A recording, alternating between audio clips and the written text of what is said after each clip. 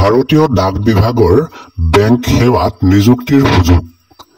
India post payments বেংকত 132 পদত নিযুক্তিৰ বিজ্ঞাপন। আবেদনৰ অন্তিম তাৰিখ 16 আগষ্ট।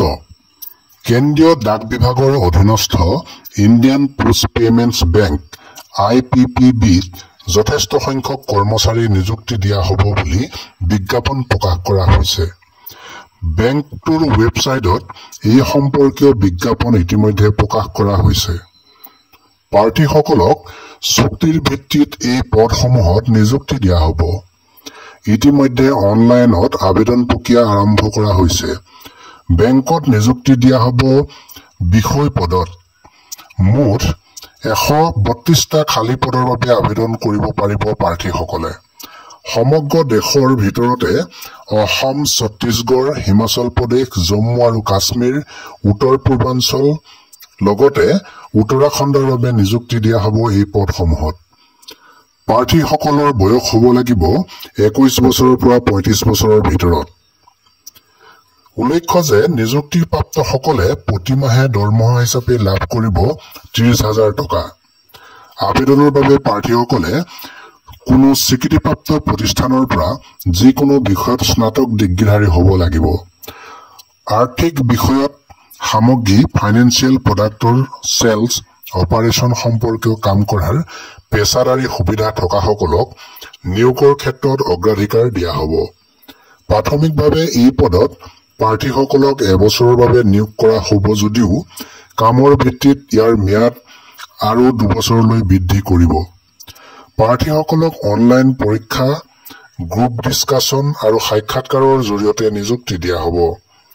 আগ্ৰহীসকলে বেংকৰ ৱেবছাইটত গৈ সকলো নথিপত্ৰ জমা কৰি আবেদন জনাব পাৰিব। আবেদনৰ বাবে সংৰক্ষিত শ্ৰেণীৰ প্ৰাৰ্থীসকলে 100 টকা আৰু অন্যান্যসকলে 300 টকা জমা দিব লাগিব।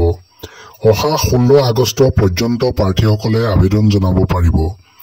নিয়োগ সম্পৰ্কীয় সকলো তথ্য জানিবলৈ প্ৰাৰ্থীসকলে বেংকটোৰ ৱেবছাইটত চাব পাৰে। ইফালে SSCৰ 1324টা পদত নিযুক্তিৰো বিজ্ঞাপন প্ৰকাশ পাইছে। চলিত বৰ্ষত ষ্টাফ চিলেকশ্যন কমিশ্যন SSCয়ে যথেষ্ট সংখ্যক খালী পদৰ প্ৰাৰ্থী নিযুক্তি দিব।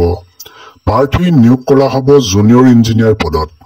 কেন্দ্ৰীয় চৰকাৰৰ বিভিন্ন বিভাগ, মন্ত্ৰালয় আৰু পৰিষদৰ ক্ষেত্ৰৰ বাবে এই পদত যথেষ্ট সংখ্যক প্ৰাৰ্থী নিয়োগ কৰিব কমিশ্যনে। সেই অনুসৰি কমিশ্যনৰ ৱেবছাইটত বিজ্ঞাপন প্ৰকাশ পাইছে। ইতিমধ্যে অনলাইন আবেদন প্ৰক্ৰিয়াও আৰম্ভ হৈছে। প্ৰাৰ্থীসকলক কম্পিউটাৰ ভিত্তিক পৰীক্ষাৰ জৰিয়তে বাছনি কৰা হ'ব। জুনিয়ৰ ইঞ্জিনিয়াৰ, চিভিল, মেকানিকেল আৰু ইলেক্ট্ৰিকেলৰ মুঠ 1324টা পদ খালী হৈছে। এই খালী পদসমূহত প্ৰাৰ্থীসকলক যিবোৰ কেন্দ্ৰীয় চৰকাৰৰ সংস্থা, দপ্তৰ অথবা মন্ত্ৰালয়ৰ বাবে নিয়োগ কৰা হ'ব সেইবোৰ হ'ল border routes organisation, central public works department, central water commission, department of water resource, river development and Ganga rejuvenation, Farakka Babbage project, military engineer services, ministry of ports, Sikkim and waterways আৰু নেশ্যনেল টেকনিকেল ৰিচাৰ্চ অৰ্গেনাইজেশ্যন। এই বিভিন্ন সংস্থাসমূহত উল্লেখিত পদসমূহত নিয়োগ কৰা হ'ব যথেষ্ট সংখ্যক প্ৰাৰ্থীক। বিভিন্ন বিভাগত এই পদত আবেদনৰ বাবে প্ৰাৰ্থীসকলৰ বয়স হ'ব লাগিব 30 অথবা 32 বছৰৰ ভিতৰত। সংৰক্ষিত শ্ৰেণীৰ প্ৰাৰ্থীৰ বাবে বয়সৰ উচ্চসীমা ৰেহাই দিয়া হ'ব।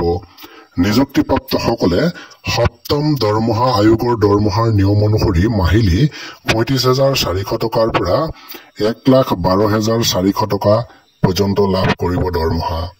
প্ৰতিটো ক্ষেত্ৰত আবেদনৰ বাবে সুকীয়া শিক্ষাগত অভিজ্ঞতা আৰু পেছাদাৰী অভিজ্ঞতাৰ মাপকাঠি আছে। নিযুক্তি পৰীক্ষাৰ সম্ভাৱ্য সময় অহা অক্টোবৰ মাহ।